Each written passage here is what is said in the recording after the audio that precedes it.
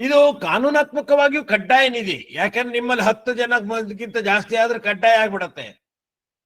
ಅಲ್ಲಿವರೆಗೆ ನೀವು ವಾಲಂಟ್ರಿಯಾಗಿ ಮಾಡ್ಕೊಳ್ಬಹುದು.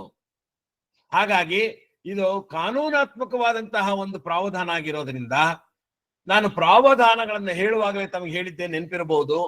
ಪ್ರಾವಧಾನಗಳನ್ನ ಮಾಡುವಾಗ ನಮಗೆ ಬೋರ್ಡಿನ ತೀರ್ಮಾನ ಆಗಲಿ ಅಥವಾ ಸರ್ವ ಸದಸ್ಯರ ಸಭೆಯ ತೀರ್ಮಾನ ಆಗಲಿ ಅಥವಾ ನಿಬಂಧಕರ ಅನುಮತಿ ಆಗಲಿ ಅಗತ್ಯ ಇರೋದಿಲ್ಲ.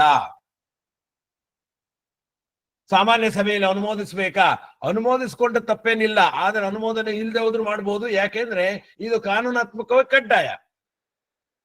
10 ಜನರಿಗಿಂತ ಜಾಸ್ತಿ ಹೋಗೋದಿದ್ರೆ ನೀವು ಮಾಡ್ಲೇಬೇಕು. ಅದನ್ನ ಸ್ವಯಂ ಪ್ರೇರಿತವಾಗಿ 10 ಜನರಿಗಿಂತ ಕಡಿಮೆ ಇದ್ದಾಗ ಬೈಲಾದಲ್ಲಿ ಅಳವಡಿಸ್ಕೊಂಡಿದೀವಿ ಸರ್, ನಾವು ಅದಕ್ಕೋಸ್ಕರ ಅಳವಡಿಸ್ಕೊಳ್ತೀವಿ, ಇದು ಮಾಡ್ಬೋದು. ಅದಕ್ಕೆ ಮತ್ತೆ ಅನುಮೋದನೆ ಬೇಕಾಗತ್ತಾ? ಬೇಕಾಗಿಲ್ಲ.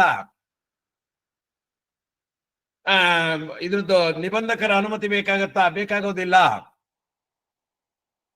ಹಾಗಾಗಿ ಇದು ಸ್ವಯಂ ಪ್ರೇರಿತವಾಗಿ ಮಾಡ್ಕೊಂಡು 10ಕ್ಕಿಂತ ಕಡಿಮೆ ಇದ್ದಾಗ ಸ್ವಯಂ ಪ್ರೇರಿತವಾಗಿ ವಾಲಂಟ್ರಿ ಗ್ರಾಚ್ಯುಟಿ ಫಂಡ್ ಅಂತ ಮಾಡ್ಕೊಳ್ತೀವಿ. 10ಕ್ಕಿಂತ ಜಾಸ್ತಿ ಆದಾಗ ಗವರ್ಮೆಂಟಿನ ನಾಮ್ಸ್ ಪ್ರಕಾರ ನಾವು ಗ್ರಾಚ್ಯುಟಿಯನ್ನು ಪ್ರಾವಧಾನ ಮಾಡ್ಕೊಳ್ತೀವಿ.